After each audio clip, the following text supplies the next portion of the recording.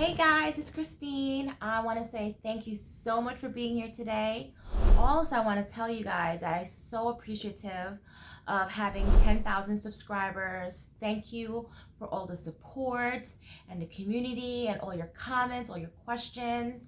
I really appreciate it. And I also want to say, there's a lot that's going on in the world today, and I know that sometimes, with what's going on in society, or at home or personally, that you may say to yourself, will I become a CRNA? What can I do to become a CRNA? And I believe you can do it. You just got to work hard for it. And you guys being here watching all the videos is definitely here for you and to guide you, to allow you to at least know all the steps, all the tips and tricks, and be able to guide you in all the avenues in life in regards to trying to become a CRNA, maybe becoming a registered nurse, maybe becoming an ICU nurse, maybe becoming a nurse practitioner. Gives you all that information that a lot of people have been frequently asking from me. Also, in this video, even though I'm saying thank you so much for this 10,000 subscribers, I want to give you a day in a life / come work with me today as a CRNA. So I'm definitely going to continue this video and definitely stick to the end, but I definitely have some bonus video information and content about me at work. All right, so come follow me. All right, so this is where we get changed. So I'm all changing my gear. So now I'm going to go ahead and show you the OR. Okay, so we're in the operating room, and I just wanted to show you a little bit about the anesthesia machine, which is our bare bones. I mean, it's amazing. I mean, long time ago, CRNAs used different techniques to provide anesthesia. But looking at 2022, the advancement in medicine, we have the luxury of an amazing anesthesia machine. It provides us ventilatory assistance or ventilatory control to our patients under anesthesia. It allows us to administer anesthesia gases to allow our patients to be sleep and cozy, okay?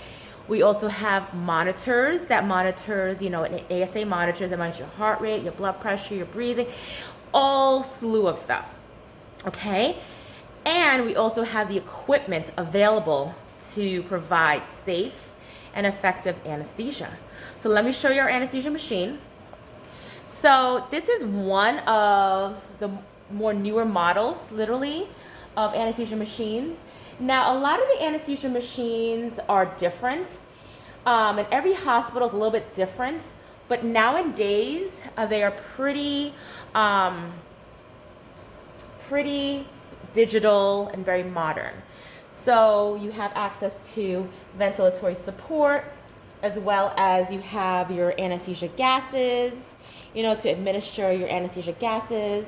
And now when you are in school, you will learn the ins, the outs, the ups and downs to this machine.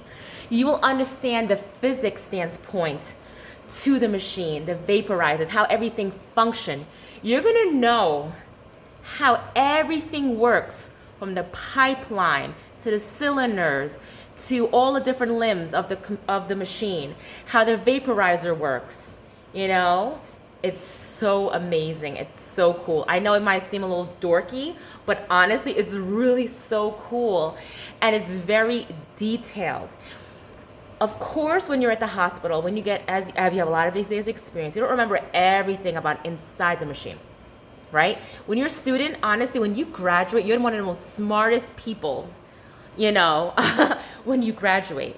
So, but we have the access to, in most hospitals, you have something called biomed, and they come and assist you if you have any issues with your machine. Now, these machines are checked daily. So every day you check your machine. You come in, you get your assignment, you come to your room, you check your machine and make sure your suction is working, okay? So now the newer machines, for example, they have a way where you can actually click a button. It'll tell you exactly how to go through the entire machine and make sure the machine is functioning well. While the older models, where, for example, where I'm up in OB, we have an older model, so we have to go through it manually. Turn the machine on, turn it on, go through the ventilator, go through the vaporizers, make sure everything is functioning appropriately, because you know, when a patient's asleep, you are in control, you know, so you want to make sure they have safe and amazing anesthesia. So these are some vaporizers, for example, that we give. There's 2 different types. Some hospitals, they have 3 vaporizers. Then you also have your, of course, your ventilator. Then you also have, you know, other things here.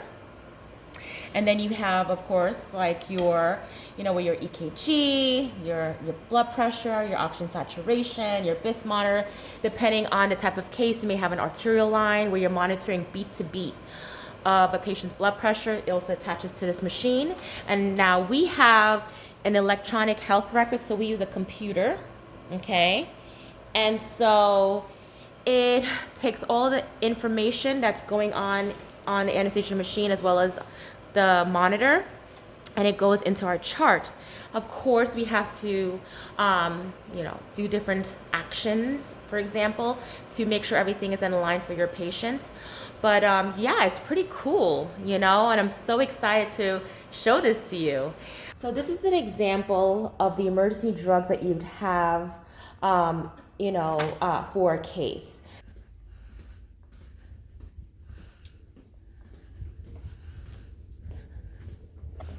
All right, so now we're gonna go upstairs to the call room. I'm gonna go through some more cool bonus information. All right, see you soon. Okay, so we're back. So I just wanted to show you a little bit about how it is on call with me as a CRNA. So one of the things to let you know is that at my hospital, a lot of times when you are a 24-hour person, you're here for an entire day. They usually give you, you know, having a room where you can sleep, if you want to take a nap, TV, a bathroom, you can take showers, you know.